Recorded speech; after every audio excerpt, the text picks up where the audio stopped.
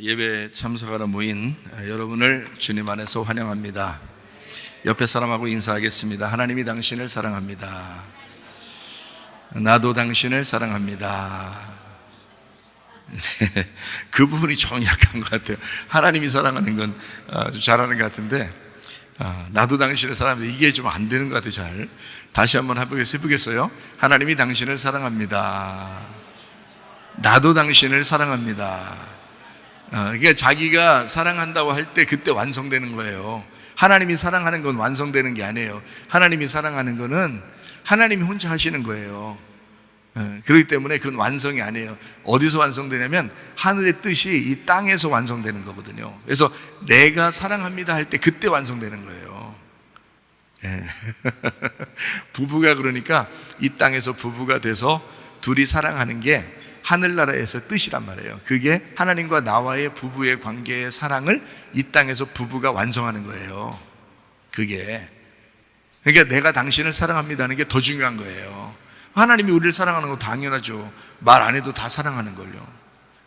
그런데 내가 당신을 사랑합니다 하는 건 내가 사랑해야 되거든요. 그건 내가 사랑하지 않으면 완성이 안 되는 거니까. 하늘의 뜻만 있는 거니까 이 땅에서 완성이 안 되잖아요. 그러면 그건 완성이 아니라고. 땅에서 완성이 돼야 그게 완성이라고요. 그러니까 내가 당신을 사랑합니다 하는 게 가장 더 크게 더 완성을 시켜야 된다. 다시 해볼까요? 하나님이 당신을 사랑합니다. 나도 당신을 사랑합니다. 제1 예배당에 있는 사람들도 사랑합니다. 하나님께 참되게 경배 드리는 자들이 영과 진리로 아버지께 경배 드릴 때가 오나니 바로 지금이라. 아버지께서는 이렇게 자기에게 경배 드리는 자들을 찾으시느니라. 하나님은 한 영이시니 그분께 경배 드리는 자들은 반드시 영과 진리로 그분께 경배 드려야 하느니라.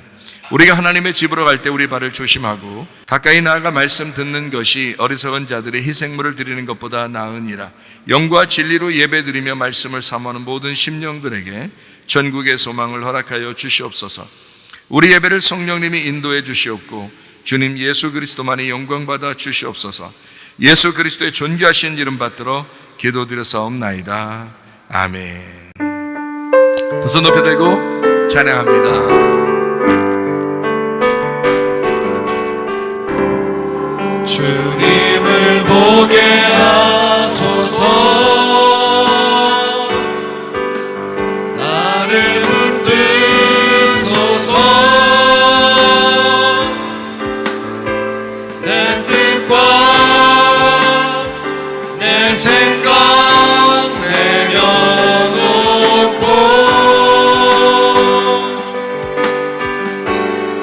주님 앞에 나 엎드려 주의 음성 기다리니 나를 부르실 때 믿음으로 걸어가리. 아픈 자리에 손대길 바랍니다. 가정의 문제 있으면 가슴에 손대길 바라고 성령의 기름 부음 받기를 원하면 머리에 손대기를 바랍니다. 여러분 자신들이 하나님 앞에 자기의 입술로 하나님 앞에 기도합니다. 하나님 나와 함께 해주십시오. 우리 가정과 함께 해주십시오. 우리 한번 기도합니다. 우리 하나님 아버지 사랑과 은혜를 감사를 드립니다. 아버지 하나님 우리의 영혼과 우리의 몸이 건강하게 도와주시옵소서. 하나님의 성령으로 충만하게 도와주시옵소서. 아버지 하나님이여 함께 하시고 사랑하시는 믿습니다. 오 주여 감사합니다. 인도하심을 믿습니다. 살아계신 우리 하나님, 전능하신 우리 하나님, 치유하시는 하나님, 우리 하나님은 치유하시는 하나님이십니다.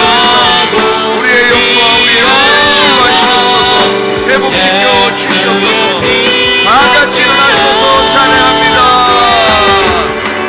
나의 죄를 씻기는 예수의 피밖에 없네.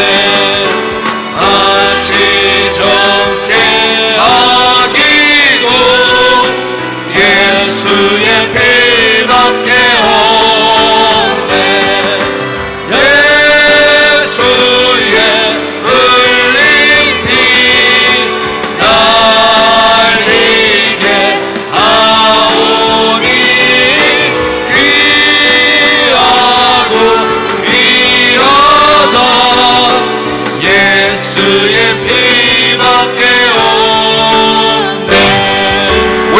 아버지 주님 앞에 간절하게 기도합니다. 하나님, 우리의 마음의 소원이 우리 하나님 앞에 예배드리다가 주님 만나는 것입니다. 그러나 우리 하나님 아버지 몸이 건강치 못하여 어려움이 있는 사람이 있습니다. 우리 하나님, 우리의 영혼도 건강하게 해주시옵소서. 우리의 몸도 건강하게 해주시옵소서. 아까토론 귀신들아, 질병 가지고 떠나갈지어다. 우리 하나님, 영혼이 건강하여 주 앞에 예배드리다가 주님 만나게 하시고, 우리의 몸이 건강하여 주 앞에 예배드리다가 주님 만나게 하옵소서. 예수님 귀하신 이름 받들어 기도 올리옵나이다. 아멘. 주님께 감사합니다. 하나님 아버지 감사합니다. 하나님 앞에 귀한 예물 드리는 시간을 갖도록 하겠습니다.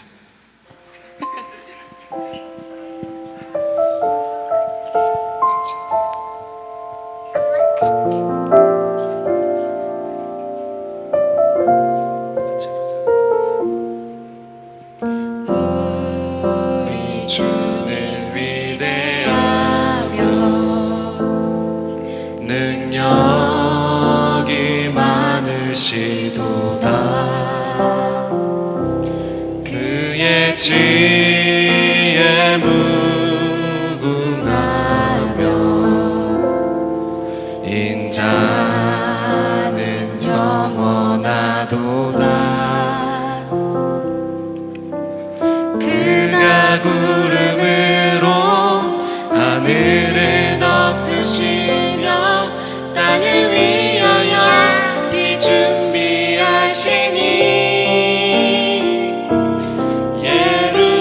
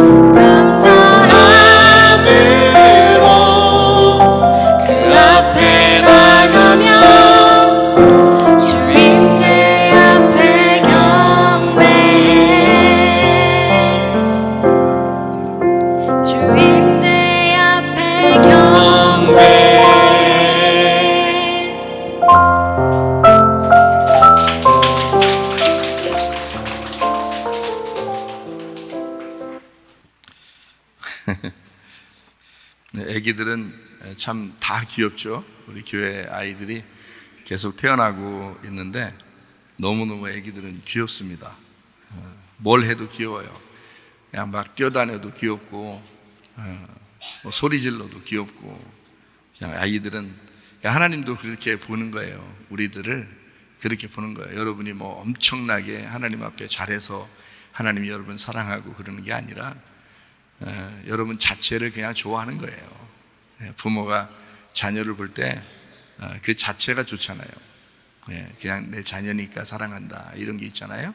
똑같아요. 하나님도 우리를 보실 때 그렇게 사랑하는 거예요.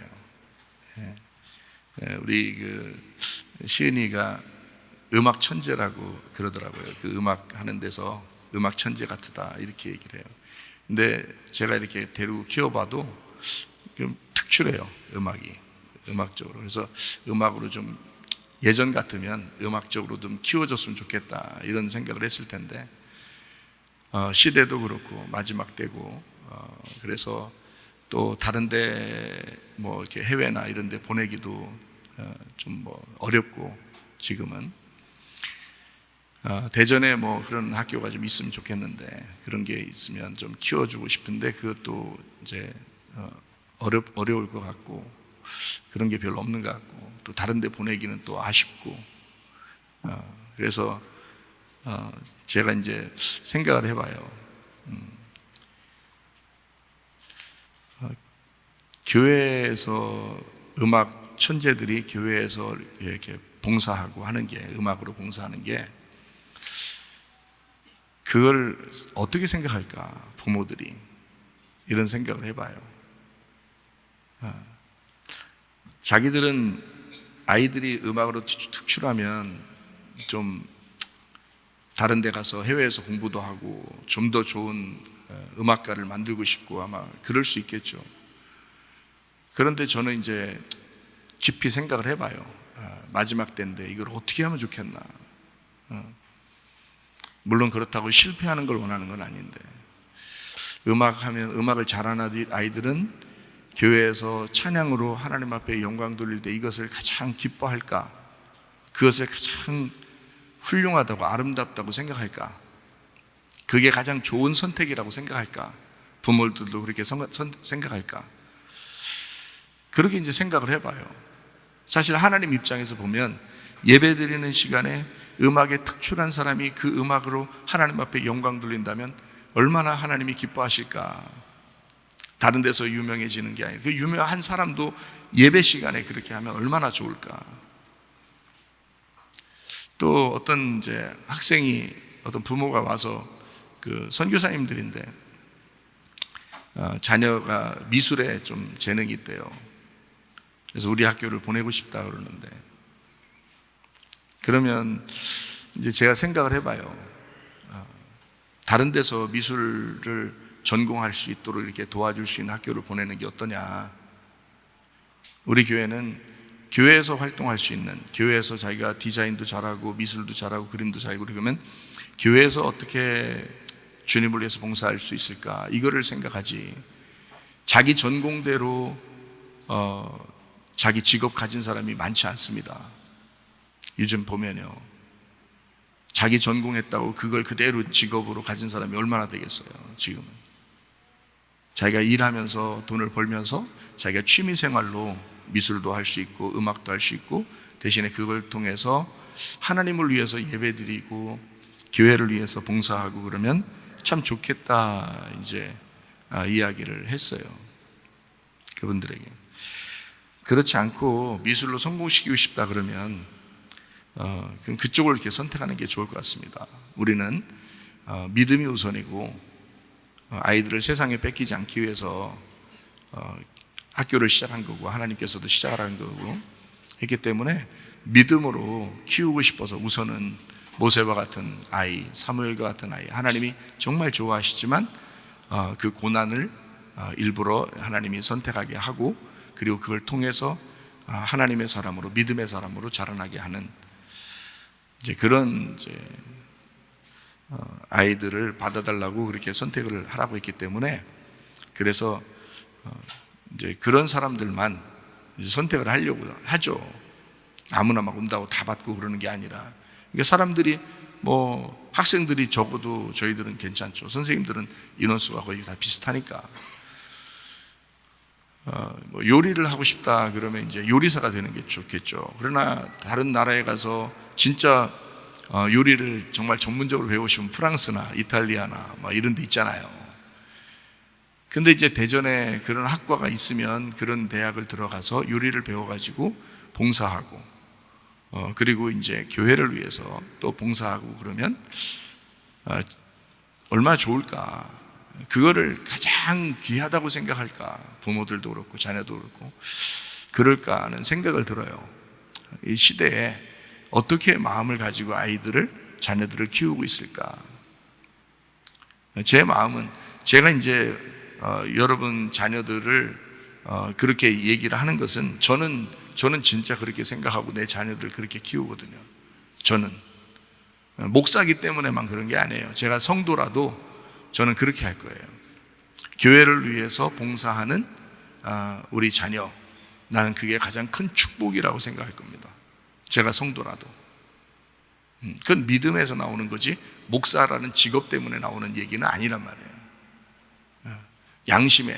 믿음에 대한 양심을 가지고 얘기하는 거란 말이에요. 그러니까 여러분의 자녀가 교회에 봉사할 수 있다는 것은 큰 축복이다. 물론 다른 직업도 갖고 거기서 전문적으로 하는 것도 중요하다. 그러나 믿음이 잃어버리지 않도록 해라. 그리고 교회를 위해서 봉사할 수 있도록 만들어라. 그것이 가장 큰 축복임을 가르쳐라. 그게 진정한 교육이라는 겁니다. 그게 가정교육이라는 거예요. 그거를 잘 생각 못해요. 이 세상에 성공하고 돈 많이 벌고 좋은 직장 가지고 그러면 굉장히 자랑하죠. 글쎄 하나도 부럽지가 않아요. 진짜 그런 거 너 죽을 때 돼서 보자. 너 죽을 때 돼서 그게 얼마나 불쌍한 짓인지를 너 죽을 때 되면 알 거다.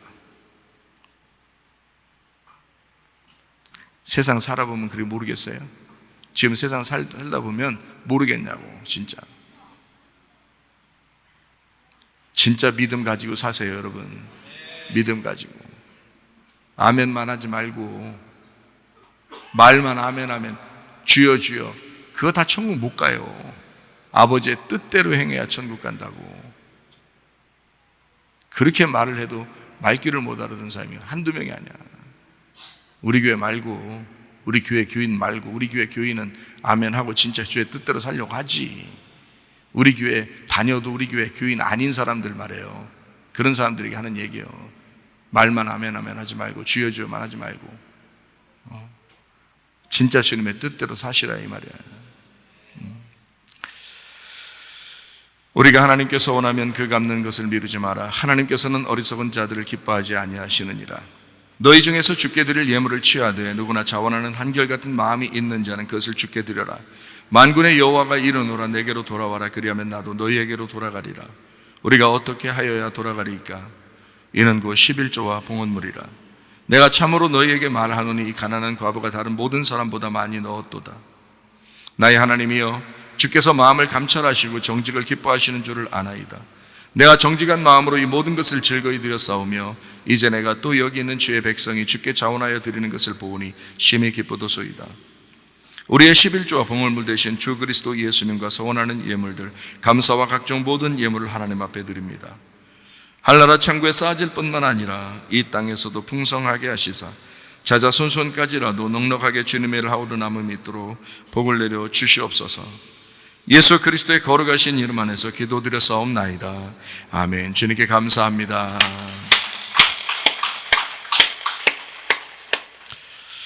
오늘 하나님 말씀 사도행전 2장 41절 말씀을 같이 보도록 하겠습니다. 그 말을 받은 사람들은 침례를 받음에 이날의 신도의 수가 3,000이나 더하더라. 침례식이라는 거, 우리가 침례식을 자주 하는 편은 아닌 것 같아요. 우리 교회가 의식에 불과하다 하기 때문에 자주 하는 편은 아닌데, 우리도 침례식을 하죠. 침례교회이고, 또 이제 장로교회나 다른 교회 같은 경우는 이제 세례식을 하죠. 같은 겁니다. 세례식이나 침례식이나 같은 건데요. 내용적으로는 같아요. 근데 하는 이제 행위는 좀 다르죠. 의식적으로는 조금 다르고, 이제 세례는 좀 이제 간략하게, 그리고 침례식은 이제 뭐 정식으로 이렇게 하는 그런 이제 표시가 있죠. 어쨌든 세례식이나 침례식이라고 하는 건 겉의 모습이 중요한 게 아니고 마음이 중요한 것 같습니다. 그래서 침례식을 이렇게 예전에도 이렇게 해보면 그때 이제 뭐 젊은 사람들 많이 침례를 하잖아요. 젊은 사람들이 많으니까 침례를 해보면 침례를 하고 난 다음에 생활을 가만히 이렇게 봐요. 똑같아. 그런 사람들이 꽤 많아요. 뭐 그렇지 않은 사람들도 있지만 참 실망스럽습니다. 침례식을 하고 난 다음에 생활이 똑같은 거 보면 참 실망스러워요. 그 실망스러운 게 똑같아요. 결혼식도 똑같아죠. 결혼식을 할 때는 얼마나 성대하게 합니까? 결혼식 할 때 보면 사람들 앞에서 약속하고 성대하게 하긴 하는데 끝나고 나면은 집에서 생활하는 게 더 중요한데 그 생활하는 그 모습 속에서 결혼식 때 그 우아했던 그 모습들이 다 사라지고 막 개판 5분 전으로 이렇게 생활하는 사람들도 꽤 많죠. 그러다 보니까 그 결혼식이 왜 했나 우리가 이러면서 실망하는 경우가 참 많겠죠. 똑같아요. 침례식 하고 난 다음에 사람들이 생활이 똑같아. 예전 생활을 버리지 못했어요. 계속 그렇게 생활해요. 그러면은 얼마나 실망스럽겠어요. 그래서 침례식을 이제 이번에 한번 또 하려고 그러는데요. 바닷가에서 하든 이제 강에서 하든 뭐 사람들이 이제 목욕통에다가 이렇게 물을 받아서 하든 또 이제 어떤 교회들은 이제 침례탕을 이렇게 강대상 뒤쪽에다 이렇게 만들어 놓고 침례식을 하고 그러기도 하죠. 침례식 이제 어디에서 하든 상관없어요.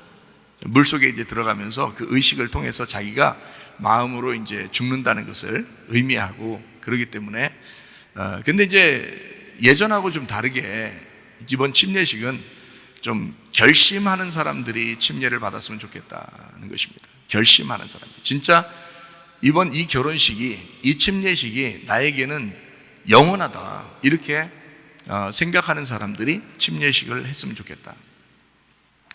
침례 받고 나서 똑같이 예전처럼 생활하려고 하는 사람들은 침례 안 받아도 되고요.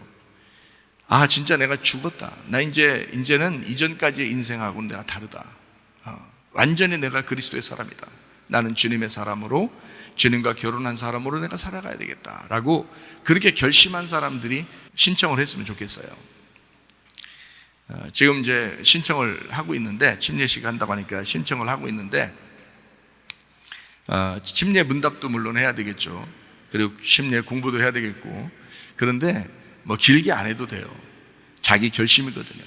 내가 이번 결혼을 할 때 이 남편과 이 아내와 내가 영원히 내가 변함없이 내가 살아야 되겠다라고 하는 그런 게, 그 약속이 끝까지 지켜질 수만 있다면 그 결혼식은 성공이 거잖아요.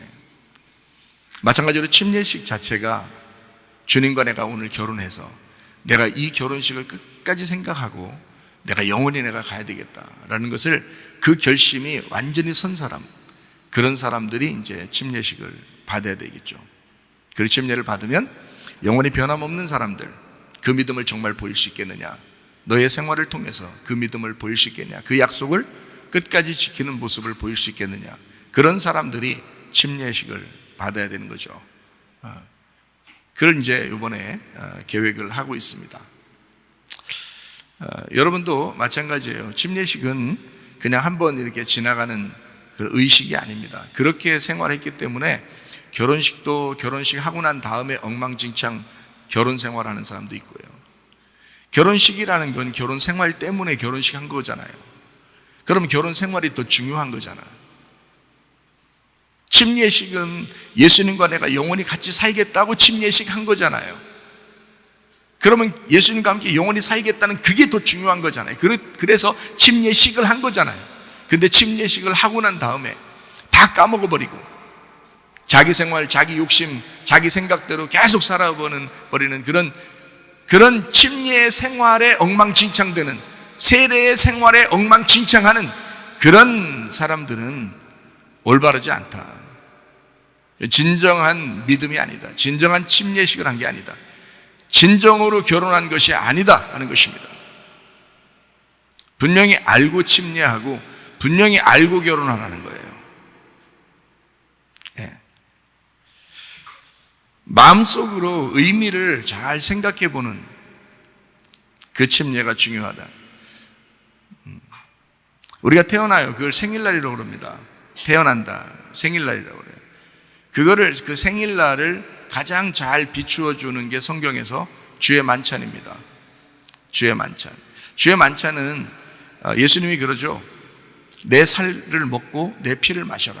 그러잖아요. 다시 말하면 자기의 죽음을 의미하는 거예요. 그 자기의 죽음을 왜 의미할까요? 나의 죽음으로 너희가 태어날 거야. 나의 죽음으로 너희가 태어날 거야. 엄마들이 피를 쏟으면서 아이들이 태어납니다. 그게 주의 만찬이에요. 주의 만찬. 생일날 뭐 먹어요? 여러분, 우리나라 같은 경우는 미역국 먹어요. 그게 피가 빨리 생성된다고 미역국을 먹는다고 그래요. 왜 생일날 미역국 먹여요? 저는 미역국 별로던데. 왜 생일날? 그래서 우리 집 같은 경우는 생일날 된장국 끓여 먹고 그럽니다. 아니, 미역국이 별로인 사람도 있을 거 아니에요. 근데 왜 자꾸 미역국을 먹여요, 애들한테? 야, 너 미역국 먹었냐? 생일날 너 미역국은 먹었냐? 너 미역국 끓여주는 사람도 없냐? 이런 얘기도 하고 그러잖아요, 사람들이. 왜 그래요? 미역국 먹여야 된다는 거예요. 그날은 미역국을 먹는 날이라는 거예요. 미역국 싫어해도 먹고 마셔야 된다는 거예요, 그날. 그래서 저도 누가 생일날이라고 미역국 해주잖아요. 먹어요. 그 앞에서 엎어버리고 그러지 않습니다. 먹어요. 왜냐하면 감사하잖아요, 미역국 해주니까. 그래서 먹어요. 생일날 아닌 때도 미역국 주더라고. 또 어떨 때는 그럴 땐 다른 것 좀 해달라고 그렇게 얘기도 해요, 제가. 그런데 미역국 좋잖아요. 건강에 좋다 그러니까 그걸 준단 말이에요. 왜 그걸 먹는지 알아요, 여러분? 네? 엄마가 피 쏟아서 피 보충한다고 엄마가 먹었던 거를 자식들이 먹으면서 기억해달라고 생일날 미역국 주는 거예요. 그 자식 때문에 주는 게 아니라 엄마 기억하라고 미역국 주는 거예요. 여러분, 알아요? 알고 드셨어요? 애가 뭔 피가 필요해? 엄마가 피 쏟았기 때문에 미역국이 필요해서 엄마가 먹는 거지. 애기 태어나면 그 다음날부터 미역국 먹여요? 여러분? 아니라고. 엄마 먹은 거라고. 엄마 먹은 거를 이 아이가 기억해달라고 미역국을 먹는 거예요. 주의 만찬은 왜 해요? 교회에서 주의 만찬을 떡을 먹고 포도주를 마시고 왜 그래요? 예수님 기억해달라는 거예요. 예수님이 너를 위해 죽으셨다는 걸 기억해달라는 거야. 예수님이 너를 위해 죽으시고 너를 태어나게 했다. 생일날이에요, 그날이. 그 생일날. 그래서 주의 만찬 하는 거예요. 너 생일날 미역국 먹지? 너 생일날 떡과 포도주를 마시지? 예수님이 죽으시면서 너 태어나게 한 거야. 예수가 피를 쏟으면서 널 태어나게 한 거야. 그거 기억해달라고 주의 만찬 하는 거예요. 아시고 하셔, 그거. 네 생일날이야, 그날이. 집에서 생일날은 엄청 막 케이크 사다 놓고 막 선물 안 사주면 선물 안 사줬다고 기분 나빠하고 그냥 선물 왜 사줘야 되는 거고. 네가 엄마한테 선물 사주는 날이 생일날이요. 엄마 아빠한테 생일 선물로 해주는 날이 그게 생일날이라고. 미역국 먹어주고 엄마 아빠를 기억하고, 예? 그리고 생일 선물을 해드리는 날이 생일날이지. 네 생일 선물 받으려고 생일날 하는가? 아니에요. 다 거꾸로 돌아가는 거예요, 그게. 주의 만찬은 예수님을 기억하라고 하는 거예요. 주의 만찬은 그날이 너의 태어난 날이니까, 예수가 죽는 날이 너의 태어나는 날이야, 이렇게 가르쳐 주는 거예요. 아시고서 주의 만찬 하셔. 그 주의 만찬이라고 하는 건 주님의 죽으심으로 내가 태어났기 때문에 우리도 그 주님을 따라가는 거예요. 그래서 아기가 태어나서 엄마 아빠를 따라가잖아요, 그죠? 엄마 아빠를 따라다녀요. 동물들도 태어나면 엄마 아빠를 찾습니다. 그래서 따라다녀요. 동물들도. 그러니까 엄마 아빠를 따라가는 거예요. 우리가 주님의 죽으심으로 내가 태어났기 때문에 그 주님을 따라가는 거예요. 부모로 알고. 그 주님을 따라갔더니 뭐 하라고 그래요? 우리 보고 죽으라고 그러죠. 너도 나처럼 죽어야 돼. 너도 나처럼 부모가 돼야 돼. 너도 나처럼 너의 피를 쏟고 자녀를 낳아야 돼. 이렇게 하는 거거든요. 그 성숙함. 그래서 세례식이 있는 거예요. 세례식, 침례식. 주님을 따라가라고. 세례식, 침례식을 성경에서는 다른 말로 뭐라고 그러냐면 할례식이라고 그럽니다. 할례식. 그래서 애가 태어나서 8일날째 어떻게 해요? 애가 태어나면 8일날 예수님도 그거 했어요. 예수님도. 예외가 없어요. 누구나 인간으로 태어난 사람은 할례를 거쳐야 되는데 그 할례식을 다른 말로 말하면 세례식 혹은 침례식이라고 그러는 거예요. 그날 뭐 하는 거예요? 할례식이 뭐예요? 남자의 표피를 끊어냄으로써 육체를 끊어내는 것입니다. 육체가 죽는 날이에요. 육체가 죽는 날, 그게 할례식이고 그것이 침례식이라는 겁니다. 육체가 죽는 날. 그러니까 침례하고서 다 또 육체로 살아, 이것들이. 그래서 목사가 실망이 이만저만이 아니에요. 사람이 그 결혼식하고 난 다음에 그 결혼식을 다 까먹고 또 다른 남자를 만나고 다른 여자를 만나는 그런 사람들이 또 있는 거예요. 그 결혼식에 참석했던 부모들이 얼마나 실망이 크겠어요. 응? 그게 결혼식이라고 하는 거예요? 말도 안 되는 결혼식을 계속 하고 있어, 사람들이. 그러니까 이혼율도 반 이상이 되고 막 우리나라에. 그러죠. 그러니까 알고 하라는 거예요. 몰랐으니까. 그러면 몰랐으면 알으라 이 말이에요. 그래서 할례식은 침례식과 같고 세례식과 같은 거예요. 그러니까 완전히 육체가 끊어지는 거, 자기의 죽음을 말하는 것입니다. 더 이상 내 뜻대로 살지 않으리라. 더 이상 내가 내 생각대로 살지 않으리라. 더 이상 나는 죽었다라는 것을. 그래서 의식이라고 하는 건요, 중요하지 않습니다. 의식이라는 건 중요하죠. 그러나 그 의식보다 더 중요한 게 마음의 의식이에요. 마음의 의식. 마음으로 진짜 결심했느냐? 그게 더 중요한 거예요. 그걸 거듭남이라고 하는 거예요. 거듭남. 다시 태어났다. 주의 만찬을 해도 그냥 의식적으로 하는 사람이 있고 육체적으로, 마음으로 하는 사람이 있다. 마음으로 하는 걸 마음으로 거듭났다. 다시 태어났다 이거예요. 그거는 땅에서 태어난 게 아니고 하늘에서 태어났다라고 하는 것입니다. 그걸 거듭났다. 자, 하늘나라에 어떻게 가나요? 그냥 태어나면 다 갑니까? 아니에요. 거듭나야 가는 것입니다. 다시 태어나야 가는 거예요. 침례식 받으면, 세례식 받으면 그냥 천국 가는 거예요? 아니에요. 마음으로 받아야 된다 이거야. 마음으로. 진짜 마음으로 받으셔야 된다 이거야.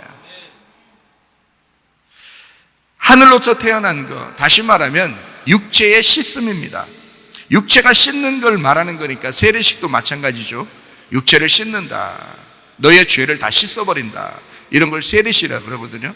침례식은 아예 씻는 거 정도 안 되고 아예 죽어라 그러는 거고, 물속에 팍 집어넣어버리고. 그래서 세례식은 그냥 물 이렇게 찍어서 발로 씻어. 머리라도 씻어라. 이렇게 씻어주잖아요. 이렇게 머리를. 네 생각이 바뀌어야 돼. 네 육체가 바뀌어야 돼. 그런 거거든요. 마음의 죽음입니다. 우리 마음으로 내 마음은 죽었고 주님의 마음을 내가 따라가리라. 그런 결심. 그게 세례식, 침례식입니다. 마음의 할례를 말하죠. 마음의 하나됨을 의미하는 것입니다. 마음이 중요한 것이다. 너희가 육체로 의식적으로 하는 결혼식이나 침례식이 중요한 게 아니고 마음으로 해야 된다. 그래서 이것을 그냥 너 교회 왔다고 구원받은 게 아니라 영혼의 구원이 중요한 거야. 그게 중요한 거야. 의식이 중요한 게 아니라 그건 중요치 않아. 마음의 중요성, 마음으로 실제로 영혼이 구원받아야 그게 중요한 거야. 영혼이 너니까 너의 모든 삶이 구원받아야 되는 거야. 한번 의식을 치렀다고 해서 결혼한 게 아니야. 네 결혼 생활을 볼 때 그 결혼식이 진짜구나라는 것을 알게 되는 거다. 너의 생활을, 너의 영혼의 생활을 가만히 보면 네가 진짜 침례를 받았는지 그걸 알 수 있다는 거예요. 그런데 목사들이 볼 때 상당히 실망스러운 경우가 많습니다. 목사들도 잘 안 되는 경우가 많으니까요. 그렇지만 최소한 그 결심, 그것이 잊지 않도록, 그 결심을 잊지 않도록 날마다 돌아서는 거죠. 날마다 돌아서면서 하나님 앞에 자기의 그 결혼식을, 그 침례식을 늘 생각하면서 하는 거죠. 그게 회개라고 그러는 거예요. 그래서 우리는 날마다 회개하면서 살아간다, 이렇게 말하는 것입니다. 그래서 날마다 주의 만찬이 중요한 거죠. 아, 내가 태어난 거, 날마다 내가 태어나는구나 라는 것을 생각해 봐야 되는 거고요. 날마다 침례식이 중요한 것입니다. 날마다 할례식이 중요한 것이다. 내 육체를 끊어내는 것이다. 나는 죽었다. 날마다 생일이듯이 날마다 내가 결혼식 하는 것이다 라고 생각하고 부부가 산다면 얼마나 좋을까요? 생각해 보세요. 우리 오늘 결혼식이야. 그리고 살아가요. 자고 일어났더니 오늘 우리 새날을 맞이했네. 오늘 우리 결혼식이야. 얼마나 행복한 가정이 되겠어요. 우리 오늘 이혼식이야. 이상하잖아요. 그런 건 안 된다는 거지. 오늘 결혼식이야. 날마다 결혼식 하는 것처럼 생활하면 얼마나 좋겠냐고요. 그죠? 그게 바로 뭐냐면 날마다 침례야. 날마다 결혼하는 거. 날마다 육신이 끊어진다. 날마다 우리 할례식 한다. 날마다 육체가 끊어지는 생활한다. 이게 중요한 것이죠. 사도행전 2장 41절의 말씀, 그 말을 받은 사람들은 뭘 했다고요? 침례를 받았다. 우리 교회는 침례라고 읽으니까 그렇죠. 또 누가 또 시비 걸면 안 되죠. 야, 세례라고 써있는데 왜 침례라고 읽으냐. 그렇게, 우리가 그러면 침례교회인데 침례라고 읽어야지. 그럼 우리가 그러면 침례교회인데도 세례로 읽어요, 자꾸? 그럼 안 되잖아요. 우리는 침례. 그래서 침례교회는 또 침례라고 쓴 성경책이 따로 나와요. 그 말을 받은 사람들은 침례를 받음에 이날의 신도의 수가 3천이나 더하더라. 이 사람들은 침례를 받고 난 다음에 진짜 성도가 된 거예요. 진짜 교인이 된 거예요. 그러니까 이 사람들 날마다 모이죠. 예. 그러니까 우리가 흩어져서 혼자 성경을 읽을 수도 있고 기도할 수도 있는데 사실 교회는 모이는 것입니다. 제1 예배당에서도 모이는 것이고 제2 예배당에서도 모이는 거예요. 모임이 있어야 이걸 교회라고 그러는 거예요. 함께 식사도 하고 함께 말씀을 나누고 그걸 가족이라 그러는 것이거든요. 가족이 혼자 있을 때 가족이에요? 그건 혼자 있는 거죠. 그건 사람이라 그러죠. 그러나 가족이 있을 때는 모였다. 이걸 가족이라 그러죠. 그래서 하나님의 가족도 마찬가지입니다. 교회로 모이는 것이거든요. 제1예배당, 제2예배당으로 자꾸 모이셔야 합니다. 그걸 교회라 그러는 거예요. 마찬가지로 이 사람들은 진짜 성도기 때문에 이 사람들은 침례를 받고 난 다음에 자기가 없어졌어요. 자기가 없어서 자기 물건까지도 네 거 내 거 없이 사는 거예요. 가족처럼. 날마다 모였어요. 같이 식사를 했어요. 같이 말씀으로 교제했어요. 자기 물건도 서로 나누었어요. 이게 초대교회라고 그러는 거예요. 근데 이거는 같이 살지 않으면 힘들어요. 지금 시대에서는 같이 살지 않으면 힘들어요. 그래서 우리 학교 같은 경우는 기숙사 생활을 같이 하니까 그 기숙사 생활하는 학생들은 옷도 서로 막 나눠서 입어요. 자기들 거 내 거야 이건 이런 게 별로 없어요. 물건들도 서로 이렇게 나눠서 쓰고 그럽니다. 그 얼마나 아름다운지 몰라요. 그러니까 자기들 형제 같은 거야, 이 아이들이. 자기들이. 그래서 방학을 주면은 한 달에 한 번씩 방학 주는데 자꾸 안 가는 사람도 있고 빨리 오고 싶은 사람도 있어요. 왜냐면 어차피 식구들이니까 이것도 여기도 그렇게 사랑한다고요. 저가 만든 게 아니라 하나님이 원래 그걸 교회라고 이렇게 만들어 놓은 거거든요. 성경에. 사도행전 2장에 쭉 내용을 2장에 41절부터 내용을 쭉 47절까지 읽어보면 그렇게 돼 있어요. 그 사람들 날마다 식사하고 말씀으로 교제하고 함께 기도에 전념하고요. 서로 사랑하고 그 사람들에게 칭찬받고 물건을 서로 네 거 내 거 없이 그렇게 서로 쓰고요. 이런 생활을 했다고. 이게 진짜 교회죠, 사실은. 여러분 보고 그렇게 지금 살아라 이렇게 말하고 싶지만 그렇게 못할 거예요. 같이 사는 사람들만 그렇게 하는 거거든요. 그렇지 않은 사람들은 쉽지 않아요. 그걸 또 속으로 다행이다 이렇게 생각하면 큰일 납니다. 원래 교회는 그런 거 아니에요. 원래 교회는 함께 그렇게 해야 돼요. 성경 사도행전 2장처럼 해야 된다고요. 그게 진짜 교회인데 어쩔 수 없이 지금은 자기들 욕심도 있고 자기 생활도 있고 하니까 그걸 인정해 주는 거죠. 그러면서도 좀 나눌 거 있으면, 좀 남는 게 있으면 좀 나누어라, 그렇게 얘기를 하는 거죠. 같이 지금은. 그러나 같이 생활하는, 교회에서 같이 생활하는 사람들은 함께 나누는 게 습관돼 있죠. 그러니까 진짜 교회를 만들어 나가고 있는 거예요. 그거는 여러분 축복입니다. 그렇게 우리 아이들이, 우리 교회 청년 학생들이 그렇게 살아간다는 것은 이건 축복받은 거예요. 이 시대에 이렇게 생활해 본다는 것은 축복인 거라고. 그렇다고 해서 결혼해도 똑같이 그렇게 같이 모여 살아라고 그렇게 안 합니다. 결혼하면 또 각자 자기 집이 있어요. 결혼하면 각자 집에 살지만 그렇게 생활해 봤기 때문에 자기들이 계속 같이 모여 있고 싶고, 같이 놀아도 같이 놀고, 먹어도 같이 먹고 싶고, 그렇게 하죠. 진짜 교회처럼 생활하죠. 주님의 교회처럼 생활한단 말이에요. 자, 사도행전 2장 41절에 나와 있는 이 사람들, 자, 침례를 받았는데 어떤 사람이 침례를 받은 거예요? 어떤 사람이 침례를 받았다 이렇게 나왔잖아요. 뭐라고 돼 있어요? 예, 이 말을 받은 사람, 그 말을 받은 사람들이 침례를 받았다 그러잖아요. 그럼 그 말이 어디 있는데요? 예, 그 앞에 있겠죠, 그죠? 예, 그래서 40절을 보면 이렇게 돼 있습니다. 또 여러 말로 확증하며 권하여 이르되 너희가 이 패역한 세대에서 구원을 받으라 하니 이랬습니다. 자, 뭐라고 했다고요? 뭐라고 말했더니 침례를 받았다고요? 너희가 이 패역한 세대에서 구원을 받아야 된다라고 했더니 이 말을 받은 사람들이 침례를 받기 시작했더라 이 말이에요. 그래요, 나 이 패역한 세대에서 내가 구원받고 이 세상에서 내가 죽은 자로 살겠습니다 라고 결심한 사람들이 3,000명 그날에. 그리고 침례를 받았다. 여러분, 침례나 세례 왜 받았어요? 여러분, 세상 욕심 가지고 똑같이 살려면 왜 받았어요? 침례나 세례를. 정욕적으로 살려면 왜 받았어요? 침례를, 세례를. 주는 사람 헷갈리게. 적어도 이 사람들은 침례를 받았는데 왜 받았느냐면 하나님 말씀을 받고 나니까 이 사람이 어떤 말씀이냐면 이 패역한 세대에서 구원을 받아야 되겠구나. 내가 이 패역한 세대의 이 세대대로 그대로 내가 살아가면 안 되겠구나. 내가 이 세상에서 구원받아야 되겠구나. 내가 이 세상에서 내가 벗어나야 되겠구나. 내가 그리스도의 사람이 돼야 되겠구나. 내가 이 세상에서 죽은 자가 돼야 되겠구나 한 사람들만 사도행전 2장 41절에 침례를 받았다라고 되어 있어요. 그 사람들이 3,000명이 되었다. 여러분, 침례는 아무나 받는 건 아닙니다. 결심한 사람들이 받는 거예요. 침례나 세례를 그냥 아무렇게나 받으니까 여러분 교회 다녀도 여러분 똑같이 생활하는 거예요. 결심하고 받아야 된단 말이에요. 침례라고 하는 이 단어가 밥티조입니다. 밥티조.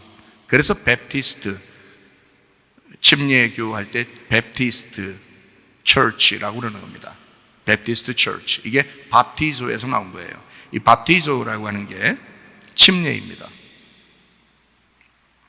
침례 밥티조라고 하는 것은 완전히 젖게 하다라는 것입니다. 어디 한 군데가 남으면 안 돼요. 완전히 젖어야 된다. 그거를 밥티조라고 합니다. 이거를 씻는다라고도 해요. 씻는데 그냥 한 군데만 잠깐 씻는다는 게 아니고 머리부터 발끝까지 다 씻어야 된다. 이거를 씻는다. 이럴 때 밥티조라고 하는 것입니다. 밥티조. 그게 세례, 침례라는 단어예요. 그게 밥토에서 왔어요. 이 밥토라고 하는 것은요, 물에 잠근다라는 단어입니다. 물에 잠긴다. 그래서 침례교가 침례를 하는 것입니다. 물 속에 잠그는 거예요. 그게 뭐 바닷가든 강가든 뭐 목욕탕이든 상관없어요. 물만 있으면 돼요. 물 속에 집어넣어 버리는 겁니다. 그래서 하나도 남김없이 다 젖도록 머리에서부터 발끝까지 다 젖을 수 있도록 집어넣어 버리는 거죠. 장사 지낸다 그래요. 그래서 그거를 장사 지낸다. 그거를 밥티조, 밥토라고 하는 것입니다. 물에 완전히 잠긴다. 너는 없다. 넌 죽었다. 이 말이에요. 그래서 침례를 줄 때 우리는 이제 이렇게 침례를 주죠. 침례하면서 예수 그리스도와 함께 죽습니다 하면서 물속에 집어넣어요. 그리고 물에서 끄집어낼 때 예수 그리스도와 함께 부활합니다 하면서 끄집어냅니다. 그러면 이제 더 이상 네가 없다는 얘기죠. 더 이상 네가 없다. 예수 그리스도와 함께 살아가야 된다. 예수 그리스도의 부활로 살아가야 된다. 이렇게 이야기하는 것이거든요. 그걸 침례식이라고 그렇게 말하는 것입니다. 자, 주의 만찬은 뭐라고요? 주의 만찬은 어린 양, 유월절 어린 양의 피로 구원받은 생일날과 같습니다. 그걸 주의 만찬이라 그래요. 주의 만찬이 이제 떡과 포도주로 이렇게 나누는 거잖아요. 그래서 그 사람을 선택하고, 하나님이 그 사람을 선택하고 이 사람을 태어나게 했다라는 기념이거든요. 그게 주의 만찬이라고 하는 것입니다. 그거를 선택했다는 것을 의식적으로 알려준 때가 있어요. 이 떡과 포도주로 알려준 때가 처음 나오는 게 창세기 14장 18절입니다. 살렘왕 멜기세덱이 떡과 포도주를 가지고 나왔으니 그는 지극히 높으신 하나님의 제사장이었더라, 이렇게 되어 있습니다. 떡과 포도주를 가지고 멜기세덱이 와서 아브라함에게 주는 것입니다. 주의 만찬도 똑같았죠. 예수님께서 제자들에게 뭐라고 했어요? 이건 내 살이요 내 피다 라고 하면서 떡과 포도주를 주죠. 그죠? 멜기세덱 왕으로 오신 우리 주님께서 제사장으로서 이 땅에 죽으실 걸, 자기의 죽음을 이야기하면서 너희들도 똑같이 나를 따라와야 된다라고 하는 그 의미로 너희들 태어나는 거야. 오늘 내가 너희를 선택한 거야. 너희가 선택받았음을 기념해라. 그래서 주의 만찬이 있는 거고요. 그걸 생일날과 똑같은 의미입니다. 요한복음 13장 8절 10절입니다. 베드로가 이르되 내 발을 절대로 씻지 못하시리이다. 예수께서 대답하시되 내가 너를 씻어주지 아니하면 네가 나와 상관이 없느니라. 예수께서 이르시되 이미 목욕한 자는 발밖에 씻을 필요가 없느니라. 온몸이 깨끗하니라. 너희가 깨끗하나 다는 아니니라 하시니, 이렇게 했습니다. 그러니까 목욕이라는 말이 나오고 손과 발을 씻는다는 말이 나오잖아요. 씻는다는 것은 세례를 의미하고 목욕하는 것은 침례를 의미합니다. 그런데 우리가 결혼식도 한 번 하듯이 침례를 통해서 자기의 죽음이라고 하는 그 기념 의식은 한 번 해요. 그런데 날마다 씻는 것은 날마다 생각하는 거죠. 날마다 그 목욕한 것에 대해서 자꾸 생각을 하는 거죠. 그리고 살아가는 겁니다. 그래서 이거를 이제 구약에서도 이런 일이 있었는데, 그게 바로 뭐냐면 출애굽기 38장 8절, 그가 노스로 물두멍을 만들고 그 받침도 노스로 하였으니 곧 회막문에서 수종드는 여인들의 거울로 만들었더라. 이게 뭐냐면 물두멍이거든요. 물두멍은 왜 있어요? 세수대야처럼 생겨가지고 물을 담아놨어요. 그래서 물로 자꾸 씻으라는 거거든요. 손과 발을 씻으라. 내가 하나님의 백성으로 목욕한 자는 손과 발을 날마다 씻으면서 들어가라는 거예요. 하나님을 만날 때, 예배할 때 손과 발을 매일 씻으면서 나아가라는 거예요. 하나님 앞에. 뭘로 만들어라겠어요? 회막문에서 수종드는 여인들의 거울로 만들었어요. 성경을 뭐라고 그러죠? 우리들의 거울이라고 그럽니다. 하나님의 말씀으로 그 물두멍을 만들고 그 물두멍에서 그 물로 너희를 자꾸 비추어 보고 너희를 씻으라는 것입니다. 그래서 하나님의 말씀으로 씻으라는 얘기예요, 이게. 지금은 뭐 물두멍 갖다 놓고 우리가 교회 들어오면서 물두멍 갖다 놓고 막 씻으면서 예배드리고 이러진 않잖아요. 그건 하나의 종교 의식에 불과하죠. 그러나 우리는 마음으로 씻어야 된다, 날마다. 그래서 마음으로 씻으면서 예배해야 된다는 거예요. 그게 물두멍의 씻음이에요. 뭘로 씻어요? 말씀이라 했잖아요. 말씀. 그 거울로 만들었다 그랬잖아요. 그 말씀으로 만든 그 물두멍에서 씻어야 된다. 다른 데서도 다 씻죠. 이 사람들 세수도 안 하고 뭐 손도 안 씻고 그러겠어요? 다른 데서도? 다 하죠. 집에서도 하고 식당에서도 하고. 그렇지만 성막에 들어가 예배할 때는 물두멍으로 씻어라. 그게 뭐예요? 거울로 만든 그 물두멍에 씻어서 예배해야 된다. 하나님 말씀으로 날마다 씻어야 된다는 것을 이야기하는 것입니다. 잘 생각해 보세요. 침례식은 할례식도 같습니다. 침례식은요.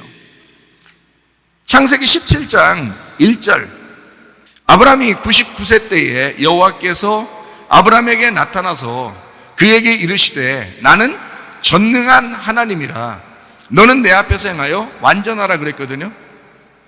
자, 99세 때 만났어요, 하나님께서. 그러면 그 앞에 귀절까지는 하나님께서 이제 아브라함에게 이야기하는 그 전에 뭐가 있었는가 하면 이스마엘을 낳았어요. 이 하갈을 통해서 이스마엘을 낳았거든요. 그런데 이스마엘을 낳았는데 그때부터 하나님이 99세까지 100세까지 13년을 안 만나요. 13년 동안에 하나님이, 원래 성경의 숫자에서 12이라는 것은 완전한 숫자거든요. 하늘의 완전한 숫자예요. 천국을 다 12보석으로 만들고 12문으로 만들고 막 이랬거든요. 12천사가 있고 12지파 12사도가 있어요. 하늘나라는 다 그렇게 만들었어요. 12로. 근데 13년 동안 안 만나요. 하나님께서 하갈과 이스마엘 낳았다고 해서. 그래서 이스마엘이 13살 될 때까지 하나님이 안 나타났습니다. 아브라함에게. 왜? 너 육체로 반항했다는 것입니다. 육체로 반항했다. 여러분이 세례를 아무리 많이 받았어도, 침례를 아무리 많이 받았어도, 결혼을 아무리 했어도 그 약속을 어기고 깨뜨리고 육체로 살았다면 그 결혼은 무효입니다. 그 침례식은 무효입니다. 그 세례식은 무효예요. 새로 시작해야 되는 거예요. 마음의 거듭남으로 새로 시작해야 되는 거예요. 그래서 주님이 13년 후에 다시 만납니다. 주님께서 하나님이 아브라함에게 99세에 나타나는 거예요. 그래서요, 이때 나타나가지고요, 창세기 17장 4절 봅니다. 보라, 내 언약이 너와 함께 있으니 너는 여러 민족의 아버지가 될지라. 17장 10절 봅니다. 너희 중 남자는 다 할례를 받아라. 이것이 나와 너희와 너희 후손 사이에 지킬 내 언약이라. 이렇게 말합니다. 왜 할례라는 언약을, 그 전에는 없었는데, 잘 생각해봐요. 아브라함 때 할례 언약을 합니다. 왜 했을까요? 너 남자 구실 잘못한 거야. 너 껍질로 애를 낳은 거야. 네 껍질로 애를 낳은 거야. 그게 이스마엘이야. 애굽 여자, 네 껍질로 애굽 여자를 만나 그 여자와 함께 애굽 애를 낳은 거야. 껍질 남자를 낳은 거야. 그게 이스마엘이야. 그러니 다시 낳아. 껍질 까고 다시 낳아. 아기를 다시 낳아야 돼. 하나님의 아들을 낳아야 돼. 알맹이로 낳아야 돼. 둘째 아들을 낳아야 돼. 그렇게 말하시는 거예요. 너 이제까지 육체로 사는 거 다 무효야. 침례시겠다고? 너 세례시겠다고? 너 결혼시겠다고? 그거 다 무효야. 육체로 살면 주님 안 만나요. 13년 동안 기다려야 돼. 너의 반항이야. 너의 육체적인 반항이야. 그리고 99세에 주님이 다시 만나요. 뭐 하라고 만나는 줄 알아요? 껍질 까. 육체 죽여. 육체 끊어내야 돼. 너 다시는 육체로 안 살겠다고 결심해. 그렇게 할례식을 하는 거예요. 그게 침례식이라고요. 더 이상 육으로 살지 않겠다. 더 이상 내가 거짓으로 살지 않겠다. 내가 진리의 아들을 낳아야 되겠다. 거짓의 아들을 낳았으니 너는 이제까지 가짜야. 그러니까 너 할례해. 그리고 알맹이가 드러나게 하고 껍질을 까서 육체를 없애버리고 하나님의 아들이라는 진리를 낳아야 돼 라고 주님께서 말씀하시는 것입니다. 로마서 2장 29절 말씀. 오직 이면적 유대인이 유대인이며 할례는 마음에 할지니 영에 있고 율법 조문에 있지 아니한 것이라. 그 칭찬이 사람에게서가 아니요 다만 하나님에게서니라. 할례는 어디다 하는 거냐면 마음에 하는 것입니다. 마음에 할례를 해라. 겉으로 할례를 한다고 유대인이 아니다. 마음에 하는 게 진짜 유대인이다. 마음으로 할례하는 게 진짜 유대인이야. 그러니까 마음으로 진짜 침례받는 게 진짜 침례한 거야. 마음으로 결혼한 게 진짜 결혼식인 거야. 내가 한 번도 변하지 않겠다. 그 마음이 끊어지지 않고 그 결심이 영원할 때 그게 진짜인 거야 라는 것입니다. 자, 무슨 말인지 아시겠죠? 결혼식 함부로 하면 안 되겠습니다. 침례식도 함부로 하면 안 되겠죠? 자기 자신을 돌아봐야 되겠죠? 내가 진짠가? 나 진짜 주님과 영원히 내가 살 결심하고 있는가? 나 그날이 결혼식이라고 생각하는가?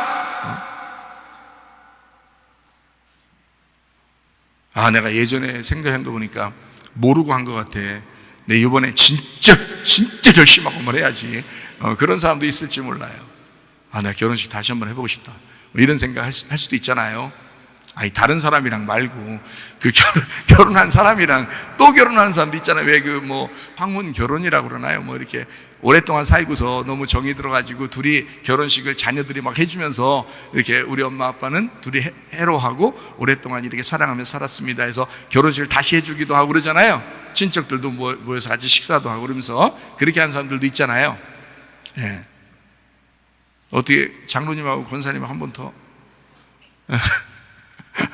재차 결혼, 재결혼 이게 얼마나 좋아요? 그거는 이제 자녀들이 이제 축복해서 이렇게 해주는 거잖아요. 좋잖아요. 그렇게 하는 사람도 있대요. 그러면 그 결혼식에 대한 설렘, 그리고 결심하는 그 마음, 결단하는 그 마음이 더 새록새록 이렇게 결심이 될 수도 있겠죠. 어쨌든 마음으로 하는 게 중요한데, 그 마음의 결심이 더 중요한데, 혹시 내가 진짜 한번 내 결혼하고 싶다, 내가 진짜 침례를 받아보고 싶다, 뭐 그런 사람이 있다면 저랑 상의해보면 알겠죠. 갈라디아서 6장 15절 말씀, 할례나 무할례가 아무것도 아니다. 오직 새로 지으심을 받는 것만이 중요하니라. 오직 새로 지으심을 받는 게 중요하다. 너 새로 건축되었느냐? 너 마음으로 진짜 새로 건축되었느냐? 너 마음으로 진짜 결혼했느냐? 너 마음으로 진짜 침례했느냐? 그게 더 중요하다. 이것이 이야기하는 거죠. 빌립보 3장 3절 말씀입니다.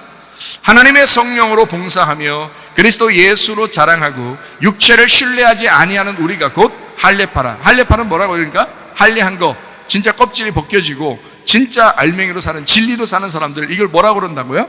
성령으로 봉사한다. 그리스도 예수로 자랑한다. 육체를 신뢰하지 않는다. 이게 할례라는 겁니다. 여러분, 할례했습니까? 여러분 침례 받았습니까? 여러분 결혼했습니까? 주님과? 어떤 사람이 돼야 돼요? 성령으로 봉사하며 그리스도 예수로 자랑하고 육체를 신뢰하지 않는다. 이제 더 이상 육체로 살지 않는다, 이 말입니다. 골로새서 2장 11절 12절 말씀이요. 또 그 안에서 너희가 손으로 하지 아니한 할례를 받았으니 곧 육의 몸을 벗는 것이요 그리스도의 할례니라. 너희가 침례로 그리스도와 함께 장사되고 또 죽은 자들 가운데서 그를 일으키신 하나님의 역사를 믿음으로 말미암아 그 안에서 함께 일으키심을 받았다. 이것이 할례요 침례다. 그러니까 너희가 사는 게 아니다. 더 이상 육의 몸을 완전히 벗어버리고 그리스도와 함께 사는 것이다. 이거를 침례, 곧 할례라 이렇게 말하는 것입니다. 예수님의 침례는 나의 침례가 되어야 합니다. 예수님의 침례는 예수님의 침례로 끝나는 것이 아니라 나의 침례가 되어야 돼요. 예수님이 직접 자기가 몸으로 행한 것은 침례밖에 없어요. 이 땅에서 몸으로 자기가 직접 사람들에게 보여주고 직접 행한 것은 침례밖에 없어요. 그게 마태복음 3장입니다. 마태복음 3장 14절부터 17절까지 말씀이거든요. 요한이 말려 이르되 내가 당신에게 침례를 받아야 할 터인데 당신이 내게로 오시나이까. 예수께서 대답하여 이르시되 이제 허락하라. 우리가 이와 같이 하여 모든 의를 이루는 것이 합당하니라 하시니 이에 요한이 허락하는지라. 예수께서 침례를 받으시고 곧 물에서 올라오실세 그랬죠. 분명히 세례는 아닌 것 같아요. 그렇다고 세례를 비난하는 거 아닙니다. 씻는 세례나 물에 잠기는 침례나 똑같아요. 의미적인 거니까, 마음으로 하는 거니까. 그러니까 세례를 받으시고, 다시 말하면 침례를 받으시고 물에서 올라오실세. 그러니까 물에 들어갔다가 올라온 게 맞죠. 하늘이 열리고 하나님의 성령이 비둘기같이 내려 자기 위에 임하심을 보시더니 하늘로부터 소리가 있어 말씀하시되 이는 내 사랑하는 아들이요 내 기뻐하는 자라 하시니라. 요단강에서 침례를 받습니다. 사역을 위하여 성령과 하나 되는 장면, 이게 침례식이에요. 이제 주님도 이 땅에 오셨으니까, 인간으로서 오셨으니까 하나님 아버지와 하나 되는 것을, 그 결혼식을 보여주는, 물론 하나죠. 하나님 아버지와 예수님은 하나죠. 그런데 그거를 결혼식으로, 결혼이라는 건 둘이 하나 돼서 살겠다는 게 결혼이잖아요. 근데 결혼식을 왜 해요? 결혼식은 의식이죠. 사람들에게 보여주는 겁니다. 우리 둘이 하나 되었습니다 라는 걸 보여주는 거잖아요. 침례식도 똑같아요. 하나님 아버지와 예수님이 하나 되어서 하나님의 일을 하게 되었다. 이 결혼식 발표하는, 예수님이 이제 내가 결혼식 합니다, 나도 이렇게 합니다 라고 다른 사람에게 보여주는 그 대표적으로 주님께서 보여주는 그 모습, 자기의 죽음과 부활을 다른 사람에게 보여주는, 직접 보여주는 건 침례식밖에 없었어요. 이 땅에서 예수님이 하시는 거예요. 그러니까 침례식이 상당히 중요하죠. 그러니까 사도행전 2장에서도 침례식을 하고 그 사람들이 모여 있어서 교회가 시작됐죠. 그러니까 성령 받으면 침례를 받게 돼 있어요. 성령 받으면 침례를 받게 돼 있고, 그리고 그들이 모여서 교회를 이루게 돼 있습니다.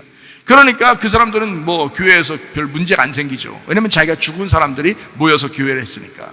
근데 교회에 왜 사람들이 문제가 생기느냐? 왜 욕심이 나고, 왜 교만하고, 왜 잘난 체하고, 사람들 싸우고, 왜 그러느냐?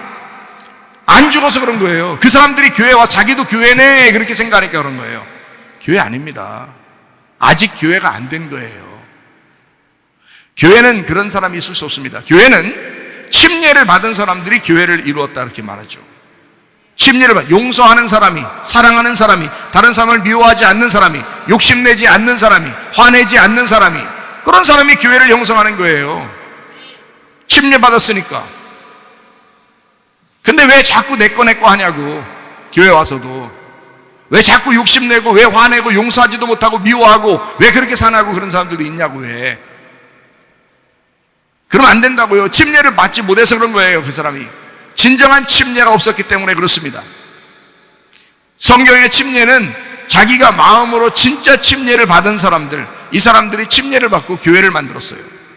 그러니까 문제가 거의 없죠. 다 나가서 예수님 증거하고, 예수로 자랑하고, 주님 안에서 기뻐하고, 성령으로 봉사하고, 그러면서 나가서 전도하다가 순교당하고 그런 거죠. 그 사람들이요. 근데 지금의 교회들을 보면 세례식도 많이 하고 침례식도 많이 하는데 엉망진창인 사람들이 한두 명이 아닙니다. 그건 결혼식 했다고 볼 수가 없죠. 당신의 결혼식은 무효요. 당신의 침례식, 세례식은 다 무효요. 그걸 모르고 살아갈 뿐이에요. 그 결혼식을 무시한 거라 이 말이에요. 그 침례식, 세례식을 무시한 거라는 거죠. 육체가 아직도 살아있으면서, 육체로 살면서 육체를 끊어내라고 할례식하고, 육체를 끊어내고 죽이라고 침례식, 세례식을 하는 건데 그걸 안 해요. 육체를 끊어내지 않고 하갈을 통하여 이스마엘을 아무리 많이 낳아도 하나님은 안 만납니다. 13년 후에 네가 반항한 거야. 그러니까 육체 끊어. 그게 너와 나의 언약이야. 그거 끊어낼 때 이삭을 줄 거야. 그래서 할례를 하고 난 다음에 이삭이 왔어요. 할례하고 난 다음에. 그 전에는 이삭 안 줍니다. 할례를 받고 이삭이 태어났어요. 알아요? 그래서 99세에 하나님이 나타나신 거예요. 100세에 이삭 주려고. 1년 후에 나타나야 되니까. 자, 침례식, 세례식 아무것도 아닌 줄 알았죠. 결혼식 아무것도 아닌 줄 알았죠. 여러분 다 외식적이고 거짓하고 가식적으로 하나님을 믿고 사는 사람이 한두 명입니까? 마음으로 진정으로 결혼하세요. 마음으로 진정으로 침례식 하세요. 그래서 주님을 믿는 것입니다. 그런 사람이 성령으로 봉사하게 되고 주님을 자랑하게 되고 교회에 함께 모여서 연합하게 되는 것입니다. 그게 하나가 되는 거예요. 그렇지 않은 사람들은 뭐 그냥 설교 듣다가도 졸고 뭐 그냥 대충 뭐 그냥 아유 뭐 오늘 예배 뭐 길면 안 돼, 절대 안 돼, 일찍 가야 돼, 이런 사람도 있고요. 아 이게 추워, 여기는 왜 또 더워, 아우 이게 마음에 안 들어, 생긴 게 별걸 다. 그러면 안 됩니다. 창세기 6장 17절, 내가 홍수를 땅에 일으켜 무릇 생명의 기운이 있는 모든 육체를 천하에서 멸절하리니 땅에 있는 것들이 다 죽으리라. 노아 홍수 침례거든요. 노아 홍수 침례. 땅에 있는 것들을 다 멸절시키리라. 그게 침례예요. 땅에 있는 거 다 죽이려고 노아 홍수가 있었던 거예요. 그거를 침례라고 합니다. 창세기 7장 22절 말씀, 육지에 있어 그 코에 생명의 기운에 숨이 있는 것은 다 죽었더라. 땅의 호흡이 멈춘 상태. 땅에서 숨 쉬는 게 멈추는 상태, 그거를 침례식이라 그렇게 말하는 거예요. 결혼식이라고 하고요. 왜요? 결혼식은 무덤이니까, 죽는 거니까, 죽으려고 결혼하는 거니까. 침례식도 마찬가지예요. 노아 홍수도 마찬가지예요. 땅에 있는 걸 멸절시키고 땅에서 호흡하는 것을 다 멈추게 하려고. 그래서 남자가 여자랑 결혼하잖아요. 남자가 여자랑 결혼하잖아요. 그럼 남자가 여자한테 죽는 것입니다. 자기를 다 내주는 거예요. 왠 줄 알아요? 여자가 무덤이었으니까. 그 여자라는 무덤 안에 남편이 죽으려고 하는 것입니다. 그래서 한 남편에게 시집 온 그 여자는 무덤이 되는 거예요. 그래서 그 남자를 죽이는 것입니다. 그 무덤 안에 파묻어 놓는 거예요. 그게 결혼이에요.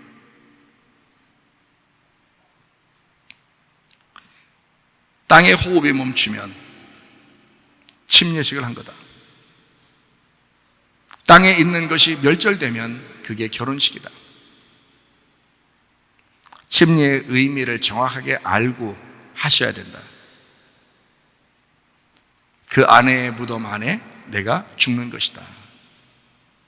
주님도 이 땅에 오셔서 이 땅이라는 안에 죽는 겁니다. 들어가서. 그래서 무덤 안에 갇히는 거예요. 그리고 예수님이 스스로 부활했겠어요? 죽었는데 하나님이 부활시켜줘야 되는 거예요. 그 하나님의 영이 와서 부활시켜야 되는 거야. 그래서 하나님의 영으로 영원히 살고 계신다라고 하는 것입니다. 그걸 부활의 삶이라고 하는 거야. 여러분이 이 땅에서 땅에 있는 것이 멸절되고 나의 땅의 호흡이 다 멈춘 상태가 되면 나는 죽는 거죠. 그 무덤 안에 들어가는 거죠. 그러면 내가 살아요? 누가 살려줘요? 예, 하나님의 영이, 그 예수님이 날 살려주시는 거야. 그래서 더 이상 내가 아니고 예수님이 살아가는 거야. 그걸 교회라 그러는 거예요. 교회 와서 뭐 그냥 자기 좀 알아달라고 막 떼쓰고 그러지 마요. 그거 표신하니까 괜히. 침례 안 받은 거, 세례 안 받은 거, 그 주님과 결혼 안 한 거 표시나 괜히. 그러니까 그런 짓 하지 마. 우리 교회는 특히 그런 짓 하면 안 돼요. 출애굽기 14장 21절. 모세가 바다 위로 손을 내밀매 여호와께서 큰 동풍이 밤새도록 바닷물을 물러가게 하시니 물이 갈라져 바다가 마른 땅이 된지라. 홍해바다 건너는 침례입니다. 그 바다를 건너가야 광야로 들어가요. 그리고 광야에서 또 요단강을 건너가야 가나안 땅으로 들어가게 되는 거예요. 왜 하나님이 그렇게 만들었을까요? 침례예요. 침례받지 못한 사람은 하나님의 백성이 될 수가 없다는 걸 얘기하는 겁니다. 그래서 말씀을 패역한 세대에서 구원받으려고 말씀을 받은 사람들이 침례를 받으니까 신자가 3,000명이 되었다, 이렇게 말한 것입니다. 침례 안 받은 사람은 교인이 아닌 거예요. 그래서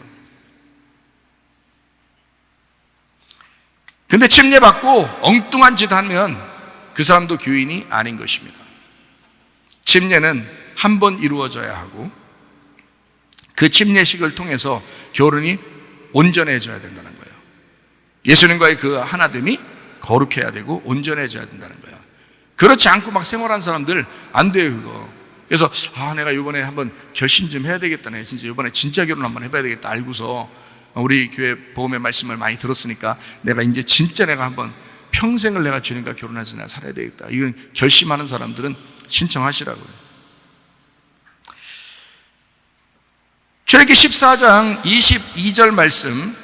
이스라엘 자손이 바다 가운데를 육지로 걸어가고 물은 그들의 좌우에 벽이 되었다. 옆으로 이렇게 딱 섰다는 얘기예요. 그가 물 안에 들어갔다는 얘기예요. 그죠? 그러니까 죽음을 얘기하는 거야. 물 속에 들어가 죽음을 얘기하는 거야. 28절. 물이 다시 흘러 병거들과 기병들을 덮되 그들의 뒤를 따라 바다에 들어간 바로의 군대를 다 덮으니 하나도 남지 아니하였더라. 우리를 추격하여 오는 바로의 군대, 육체입니다. 애굽의 사람들이죠. 육체. 우리 속에도 육체가 있어요, 없어요? 있어요. 그 육체가 나를 계속 쫓아다닌다고. 근데 그 쫓아다니는 그 육체는 어떻게 된다고? 물이 완전히 덮어서 죽여버려야 된다고. 이해가 돼요? 그렇게 했잖아요. 여기 죽였잖아요. 그걸 침례라고 그러는 거라고요. 29절. 그러나 이스라엘 자손은 바다 가운데를 육지로 행하였고 물이 좌우에 벽이 되었더라. 30절. 그러나 여호와께서 이같이 이스라엘을 애굽 사람의 손에서 구원하심에, 그러니까 다시 말하면 패역한 세대에서, 패역한 애굽에서 구원하셨다 그 말이죠. 그죠? 패역한 세대에서 구원을 받기 위해서 그 사람들이 침례를 받은 거잖아요. 사도행전 2장에 오순절 성령 충만 받은 사람들이, 그죠? 네. 패역한 세대에서 구원받으려고, 그래서 더 이상 내가 패역한 세대에서 살지 않으리라고 결심한 사람이 침례를 받은 거라고요. 애굽에서 탈출한 사람들이, 하나님께서 이 사람들을 이끌어낸 것은, 홍해바다를 일부러 건너게 하는 것은 애굽 사람의 손에서 구원하려고 한 것입니다. 다시 말하면 더 이상 애굽의 습관대로 살지 않게 하려고, 더 이상 애굽의 문화대로 살지 않게 하려고 이 사람들을 구원하신 것이다. 이스라엘이 바닷가에서 애굽 사람들이 죽어 있는 것을 보았더라. 뭐예요? 노아 시대 때도 똑같죠. 호흡 있는 자들 다 죽었더라 그랬죠. 땅의 호흡은 다 죽어야 되니까. 그걸 침례라 그런다고요. 여러분, 땅에 숨을 쉬면 안 된다 이 말이에요. 우리는 예수님 믿는 사람들은 하늘에 숨을 쉬고 살아가야 되는 것입니다. 그걸 예수 믿는다고 하는 거예요. 자, 더 이상 애굽의 삶으로 내가 살지 않겠다. 더 이상 내가 애굽의 숨을 쉬지 않겠다. 광야의 하나님을 내가 신뢰하겠다. 오직 그 하나님과만 내가 살아야 되겠다. 결혼식. 한 남편에게 내가 시집온 아내로서 무덤이 되어 영원히 내가 이 안에서 내가 살아야 되겠다. 나 죽었다고 살겠다. 부활할 때까지 그렇게 살겠다. 침례의 의미입니다. 주님 안에서 나의 죽음과 그 부활이 그 무덤에서 이루어지는 것입니다. 그 물 속에서 이루어지는 거예요. 그게 침례식이에요. 결혼식이고요. 결혼식을 사람들은 굉장히 막 웃으면서 하는데 사실은 울면서 해야 됩니다. 그래 진짜 결혼식이에요. 난 끝났다. 그래야 진짜 결혼 잘한 거예요. 베드로전서 3장 20절 21절. 그들은 전에 노아의 날 방주를 준비할 동안 하나님이 오래 참고 기다리실 때에 복종하지 아니하던 자들이다. 방주에서 물로 말미암아 구원을 얻은 자가 몇 명뿐이에요? 겨우 8명이에요. 물은 예수 그리스도께서 부활하심으로 말미암아 이제 너희를 구원하는 편이 곧 뭐라고요? 침례라. 노아 홍수 역시 뭐라고 했다고요? 곧 물로 죽이려고 했던 침례였다. 이렇게 말하잖아요. 베드로는 구약 성경을 보면서 이걸 깨달은 것입니다. 그럼 여러분과 제가 베드로처럼 똑같이 깨달으면 베드로와 똑같네. 그죠? 베드로와 예수님은 아니란 말이에요. 예수님의 말씀을 해석하고 분석하고 그거를 영적으로 깨달은 사람이죠. 베드로도. 그래서 베드로가 똑같이 얘기하는 거예요. 우리도 똑같이 지금 얘기하고 있잖아요. 우리 교회도. 그러면 우리가 베드로의 이야기를 지금 듣고 있는 거라고. 지금 그 말씀을 듣고 있는 거라고요. 노아 홍수가 침례식과 다른 게 아니에요. 노아 홍수는 침례식과 동일한 것입니다. 육체의 더러운 것을 어떻게 한다고요? 제하여 버리기 아니요 하나님을 향한 선한 양심의 간군이라 이렇게 되어 있습니다. 왜 이런 식으로 써놨냐면 죽음을 의미하지만 더 나아가서 부활을 의미하는 것이다 라고 하는 것을 강조하기 위해서입니다. 너희가 죽어서 사는 것 얼마나 율법적이겠어. 참으려고 하니까. 그거 아니지? 선한 양심을 따라 하나님을 향해서 나가는 거야. 이건 부활의 삶이야. 침례식이라는 거 무서워하지 마. 이게 부활의 삶이기 때문에 그런 거야. 주님 따라가기만 하면 돼. 주님 따라가기만 하면. 침례는 악한 양심이 죽어버리고 선한 양심이 간구하는 것을 침례라 그러는 것입니다. 악한 양심으로 죽어버리고 선한 양심으로 살아가려고 하는 거, 이거를 침례식이라고 그래요. 이거는 자연스러운 삶의 태도가 되어야 하는 것입니다. 이것은요. 그래서 선한 양심이라고 그러는 거예요. 너 양심적으로 살아. 그렇게 되는 거죠. 왜냐면 이건 양심적으로 사는 거니까 자연스럽죠. 이게 삶의 태도니까요. 세상 남편과 살던 나의 태도가 변해서 세상 남편과 살던 나의 태도가 죽어버리고 예수 그리스도와 하나 된 결혼 생활의 그 자연스러움, 이 세상에서 남편과 사는 그 자연스러움보다 더 자연스러운 예수 그리스도 남편과 함께 사는 그 선한 양심, 그 양심으로 살아가는 그 삶의 자연스러움이 침례식을 통해서 있어야 된다 그 말입니다. 그게 진정한 침례의 의미다 하는 거예요. 놀랍죠? 침례식 대단합니다. 그래서 이런 침례를 모르고 살던 사람이 옛날에 이런 일이 있었어요. 요즘에는 뭐 그런 사람 많지 않습니다. 옛날에 재침례파라는 사람들이 있었습니다. 재침례파. 그게 침례교의 어떤 뿌리가 되는데요. 우리 침례교의 뿌리가 돼요. 옛날에는 막 천주교가 기독교를 막 못 살게 굴던 때가 있었죠. 근데 그 천주교가 나라 전체적으로 다 애들 때부터 다 세례를 받아요. 유아 세례라 그러죠. 그래서 세례를 다 받겠어요. 뭐 알지도 못하는데 뭐 선한 양심이 뭔지도 모르는데 주님 어떻게 따라가는지 자기가 어떻게 죽어야 되는지 이런 것도 모르는데 그냥 성경에 나와 있는 대로가 아니라 그냥 아기 때부터 그냥 다 그냥 줘버리는 거예요. 너희는 천주교인이다 이렇게 하려고 그걸 다 나라적으로 이걸 이제 통치하려고 다 줘버렸거든요. 아기 때부터. 그걸 이제 유아 세례라 그러거든요. 그걸 지금도 이제 따라서 이제 하는 이제 교단들도 꽤 있죠. 그건 뭐 부모의 어떤 믿음이니까 아이를 하나님 앞에 바친다는 어떤 의미니까 뭐 좋다 해요. 뭐 그렇게 뭐 어떤 의식으로 교회의 어떤 행사로 그렇게 할 수도 있어요. 뭐 나쁘다고 얘기하는 건 아닙니다. 근데 옛날엔 천주교가 그런 일을 했어요. 그러니까 그게 이제 진짜가 아니라는 걸 깨달았어요. 믿음으로 사는 사람들이 이제 그 진짜가 아니라는 것을 깨닫고 이 사람들이 아니다. 우리가 뭔가 착각하고 세례식을 하고 사람들 그 천주교에서 주는 그 세례를 무조건 받았다. 우리 믿음으로 받은 게 아니었다. 그래서 이 사람들이 모여서 믿음으로 형성된 교회가 생겼는데 그 사람들이 재침례파, 다시 침례를 받자 우리가. 다시 침례를 받자 해서 재침례 교도, 그래서 아나바프티스트라고 합니다. 아나바프티스트. 바프티스트를 다시 하자, 아나하자, 다시 하자. 그래서 거듭 태어난 것처럼 거듭 결혼하듯이 거듭 침례를 하자. 그래서 우리는 세례를 받았던 사람들이 모여서 다시 침례를 받으면서 우리가 진정한 믿음의 결심을 하자 한 사람들이 있었는데 그게 바로 아나바프티스트입니다. 이게 침례교회 역사의 뿌리입니다. 침례교회. 그래서 침례교회 원래 교리가요, 죽으나 사나 침례를 주는 것입니다. 그래서 그런 거예요. 이렇게 다른 사람들하고 다투려고 침례를 주는 게 아니고 이런 뿌리가 있기 때문에 그렇습니다. 그렇게 침례를 다시 주는 사람들을 천주교 교황이 명령해서 그 사람들 다시 침례 주는 사람들만 잡아다가 다 죽였습니다. 그때 순교한 숫자가 어마어마합니다. 그래서 침례교는 순교의 바탕을 둔 믿음, 다시 침례를 받는다고 순교를 당한 그 피의 그 기초 위에 세워진 것이 우리 침례교회예요. 그래서 굉장히 자부심이 있죠. 침례교회는 그런 자부심을 가지고 침례교회를 하고 있습니다. 사람들이요. 침례교 목사님들한테 물어보시면 압니다. 그래서 아나바프티스트라고 그래요. 다시 침례받는 사람들, 거듭 침례라고 그래요. 재침례라고 합니다.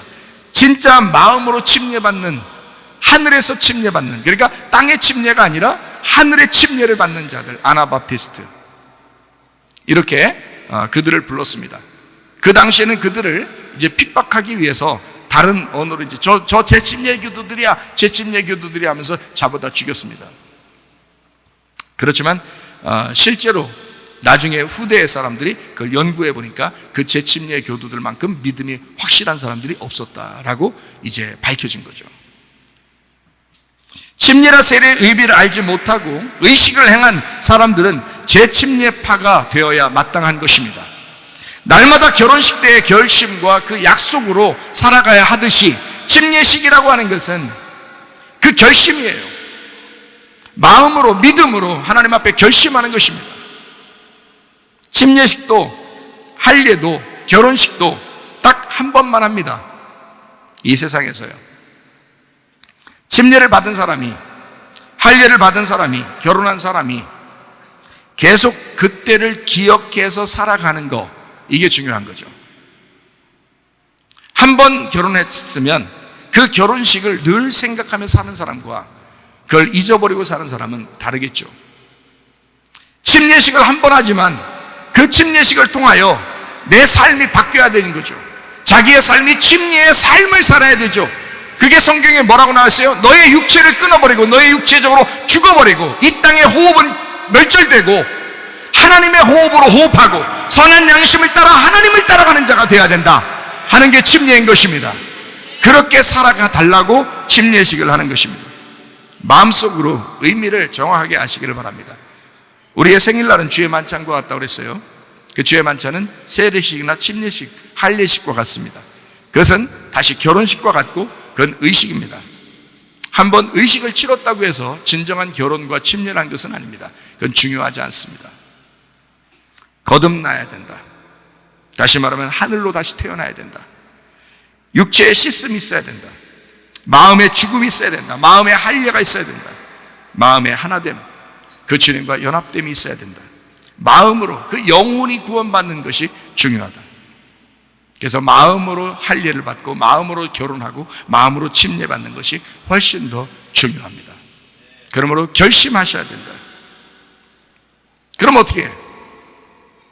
옛날에 받았는데 지금 어떻게 해야 돼? 성경은 이렇게 가르치고 있어요. 너희의 한 번이 영원히 계속되어지길 원한다라고 말씀하죠. 그러므로 우리는 날마다 주의 만찬을 하듯이 살아가야 된다 이 말이죠. 날마다 내가 왜 어떻게 태어났는지, 내가 어디로 가는지, 내가 지금 왜 살고 있는지를 날마다 점검해 보면서 우리 부모가 나를 태어나게 한 이유가 뭔가, 나는 무슨 목적으로 살아가야 되나 라고 생각해 보는 거죠. 그게 주의 만찬이죠. 예수님께서 피를 흘려가면서 나를 태어나게 한 것은 어떤 목적이 있을 거야. 내가 태어난 이유가 있을 거야. 그것을 날마다 기억하는 날이 생일날이에요. 그거를 생일날이라, 날마다 주의 만찬을 통해서 날마다 나는 다시 태어나는 것을 기억하는 것입니다.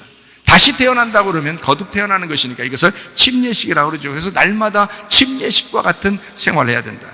날마다 할례식 하듯이 내가 날마다 육체를 끊어내는 생각을 하면서 살아가야 된다. 그것이 날마다 나의 생일이 될 것이니까. 날마다 결혼하는 것이다. 내가 결혼한 그 예수님과 함께 날마다 결혼하는 마음을 가지고 생활하는 것이다. 날마다 육신을 끊어서 내가 생활하는 것이다. 내가 육신을 끊고 마음으로 하나님 앞에 사는 것이 중요한 것이구나 라는 것을 날마다 생각하고 사는 것이다. 그런 여러분과 저는 침례식이 꼭 필요하죠. 결혼식이 꼭 필요하듯이 침례식이 꼭 필요하죠.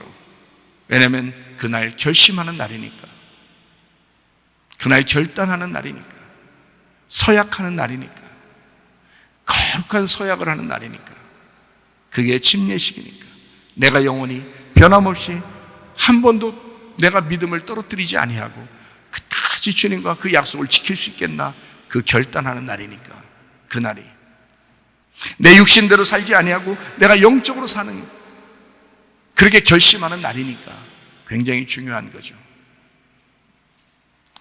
고린도전서 15장 31절 읽고 마치도록 하겠습니다.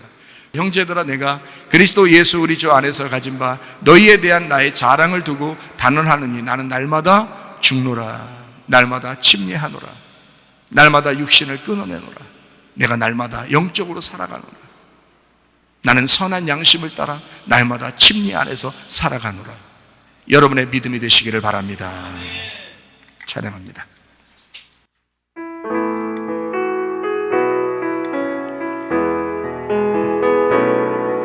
주 선한 능력으로 안으시네, 그 크신 팔로 날 붙드시네. 절망 속에도 흔들리지 않고 사랑하는 주 얼굴 구하리. 선한 능력으로 일어서리.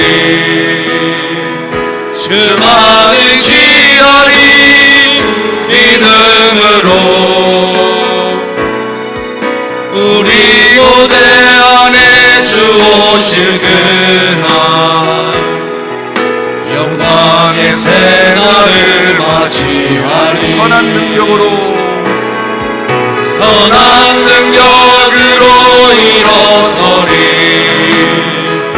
주만을 지어리 믿음으로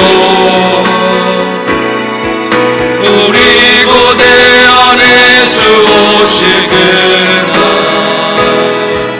영광의 새날을 맞이하리. 우리 한번 기도하겠습니다. 나는 진정으로 침례받고 사는 사람인가? 나는 주님과 결혼한 사실이 있는가? 그 마음으로 주님과 하나 된 적이 있었는가? 내가 그렇게 변함없이 주 앞에 결심하며 결단하며 살아가고 있는가? 우리 하나님, 내가 그런 사람 되게 하옵소서. 선한 양심으로 주님을 따라가는 자 되게 하옵소서. 기도합니다. 우리 하나님 아버지여, 사랑과 은혜를 감사를 드립니다. 하나님 아버지여, 선한 양심으로 주님을 따라가며 주님 살아가게 하옵소서. 아버지 하나님이여, 주여 나의 육체는 끊어버리고 나는 죽고 예수 그리스도로 살아가게 하옵소서. 진정으로 우리가 하나님 아버지 주님 안에서 부활하여 살아가고 있는가? 주님과 결혼하여 살아가고 있는가? 주님과 연합하여 하나됨으로 살아가고 있는가? 우리하여 주님 뜻대로 살자 주님 만나게 하옵소서. 다같이 다 찬양합니다. 능력으로 일어서리 의지하리 믿음으로 우리 고대 안에 주 오실 그날 영광의 새날을 맞이하리.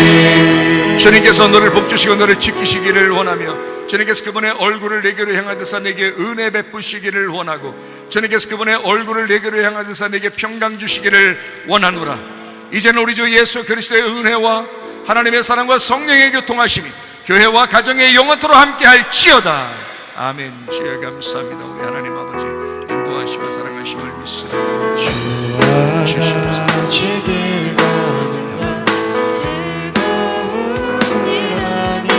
기도받기 일로 와서 앞에 나오셔서 기도받으시기를 바랍니다. 건너가신 발자취를 받겠네.